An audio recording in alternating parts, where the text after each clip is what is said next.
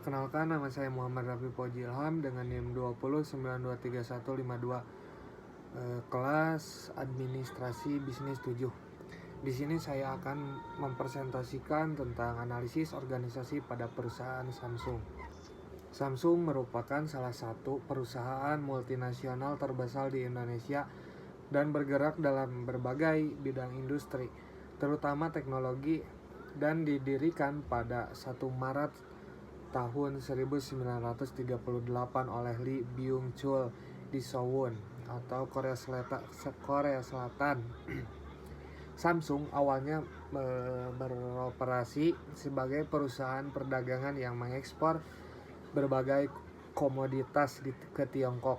Namun, sering berjalannya waktu, perusahaan ini berkembang menjadi pemimpin global di sektor elektronik, semikonduktor, dan perangkat komunikasi.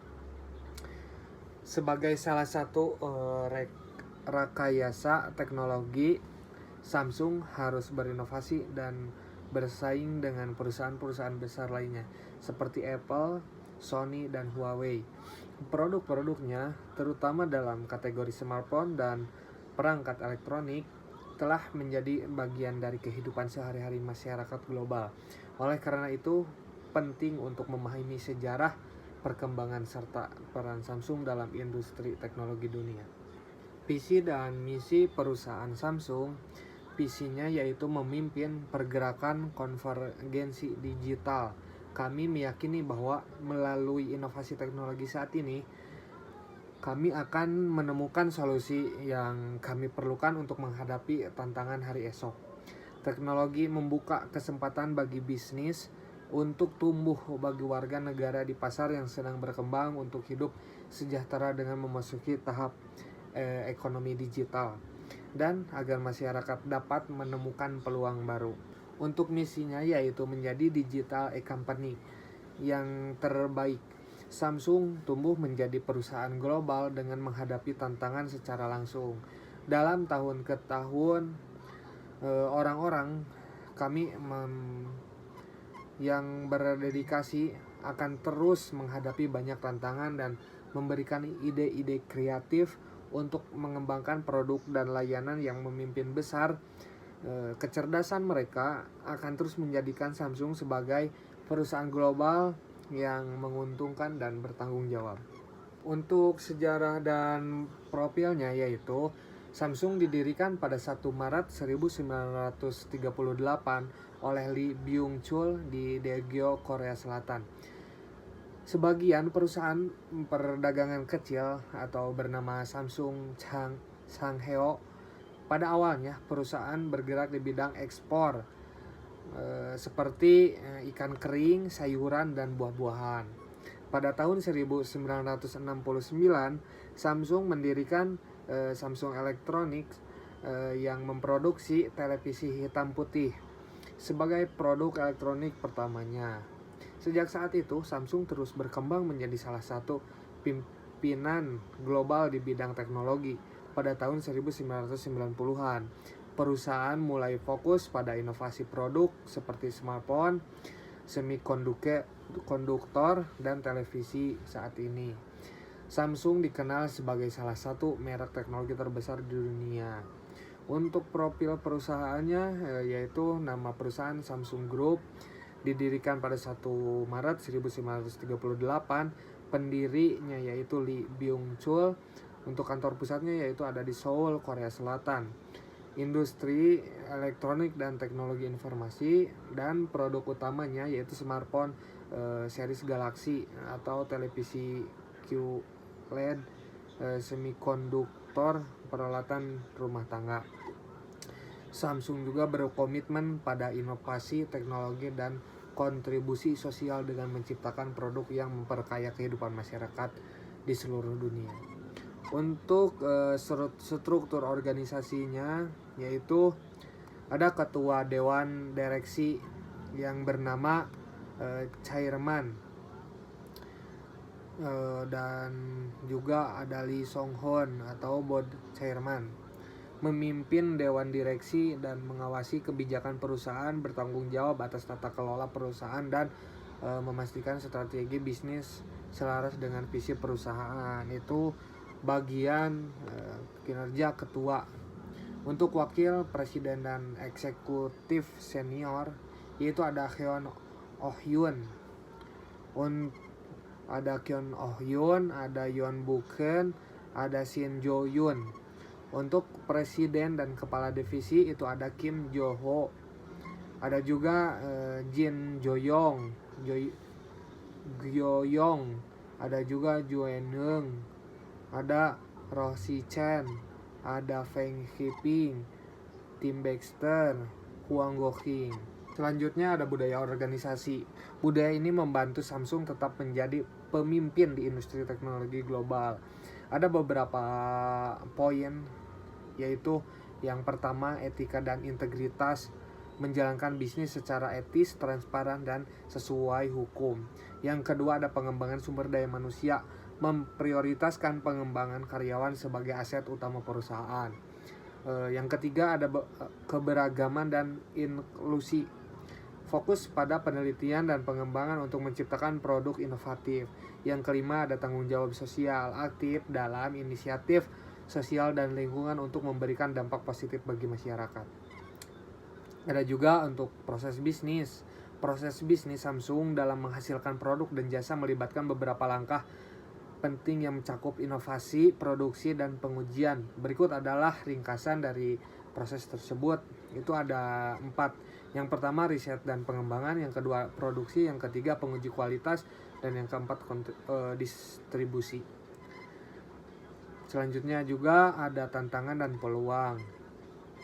Untuk tantangan itu ada 4. Yang pertama menurunkan keuntungan, yang kedua persaingan ketat, yang ketiga krisis ekonomi global, dan yang keempat kesulitan teknologi produksi. Untuk peluang dari perusahaan Samsung itu bertumbuhnya AI, yang kedua inovasi produk, yang ketiga ekspansi pasar, yang keempat investasi R&D. Selanjutnya ada analisis data organisasi. Apakah struktur organisasi atau perusahaan Samsung sudah efektif dan efisien? Jawabannya yaitu struktur organisasi Samsung telah dirancang untuk menjadi efektif dan efisien dengan menggunakan model garis yang jelas. Dalam struktur ini wewenang mengalir dari pimpinan ke bawahan yang membantu mengurangi kesalahpahaman mengenai tanggung jawab, seperti divisi sales, R&D, dan produksi memiliki tugas yang terdefinisi dengan baik, memungkinkan mereka untuk beroperasi secara optimal dan mencapai tujuan perusahaan dengan lebih baik. Yang kedua itu apakah budaya organisasi mendukung kinerja perusahaan Samsung? Budaya organisasi Samsung secara signifikan mendukung kinerja perusahaan. Samsung menerapkan nilai-nilai ini inti seperti integritas, keunggulan, dan keberagaman yang menjadi landasan dalam setiap keputusan dan tindakan perusahaan. Budaya ini mendorong inovasi dan kolaborasi di antara karyawan, menciptakan lingkungan kerja yang positif dan produktif. Yang ketiga, apakah ada masalah dalam komunikasi dan koordinasi antar anggota organisasi? Samsung menghadapi beberapa tantangan dalam komunikasi dan koordinasi antar anggota organisasi. Meskipun perusahaan memiliki struktur yang jelas dan sistem pengendalian manajemen yang baik, terdapat juga beberapa masalah yang perlu diperhatikan. Salah satu isu utama adalah kurangnya kompromi antar entitas yang dapat menghambat komunikasi efektif di antara berbagai departemen dan tim. Hal ini dapat menyebabkan kesalahpahaman dan mengurangi efisiensi operasional. Yang keempat itu bagaimana perusahaan Samsung dapat mengatasi tantangan dan manfaat peluang yang ada. Samsung dapat mengatasi tantangan dan memanfaatkan peluang yang ada melalui beberapa strategi yang terintegrasi dan berfokus pada inovasi serta berkelanjutan. Yang pertama itu inovasi produk berkelanjutan menjadi pilar utama bagi Samsung. Perusahaan tersebut menghadirkan teknologi terbaru seperti layar fleksibel dan kamera canggih untuk memenuhi kebutuhan konsumen yang terus berkembang. Dengan memperkenalkan fitur-fitur revolusioner dalam produk mereka, Samsung mampu menciptakan pengalaman pengguna yang unik dan menarik. Untuk keduanya yaitu Samsung menekankan keberagaman produk dalam portofolionya dengan menawarkan berbagai lini produk mulai dari smartphone hingga perangkat rumah pintar. Samsung dapat menjangkau berbagai segmen pasar dan memenuhi preferensi konsumen yang beragam. Ini memungkinkan mereka untuk beradaptasi dengan perubahan tren pasar dan meningkatkan pangsa pasar. Yang ketiga itu ada komitmen pada strategi berkelanjutan untuk mengatasi tantangan lingkungan. Perusahaan telah mengumumkan secara komprehensif untuk mengurangi emisi dan meningkatkan sirkularitas sumber daya di sepanjang siklus hidup produk. Ini termasuk investasi dalam teknologi baru untuk mengurangi jejak karbon dan mempromosikan praktik ramah lingkungan. Untuk rekomendasi itu ada 5 poin. Poin yang pertama, menerapkan Six Sigma secara lebih luas. Untuk yang kedua ada peningkatan komunikasi internal. Yang ketiga fokus pada keberagaman dan inklusi. Yang keempat adaptasi terhadap perubahan pasar. Dan yang kelima pengembangan program insentif untuk stakeholder. Dan terakhir itu ada kesimpulan. Samsung telah berhasil mengukuhkan posisinya sebagai salah satu pemimpin dalam industri teknologi global melalui berbagai strategi yang efektif. Perusahaan ini berfokus pada inovasi produk berkelanjutan yang memungkinkan mereka untuk terus menghadirkan teknologi terbaru dan memenuhi kebutuhan konsumen yang terus berkembang. Contohnya seperti pengenalan teknologi layar fleksibel dan fitur canggih pada smartphone Galaxy menunjukkan komitmen Samsung terhadap inovasi.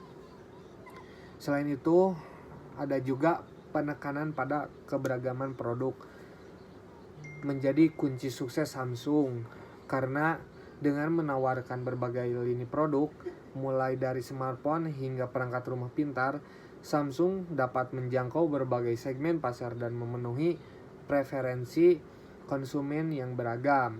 Ini membantu perusahaan untuk tetap relevan dan bersaing di pasar yang kompetitif. Namun, ada juga tantangan seperti penurunan keuntungan dan persaingan ketat dari produsen lain, tetap ada juga gitu.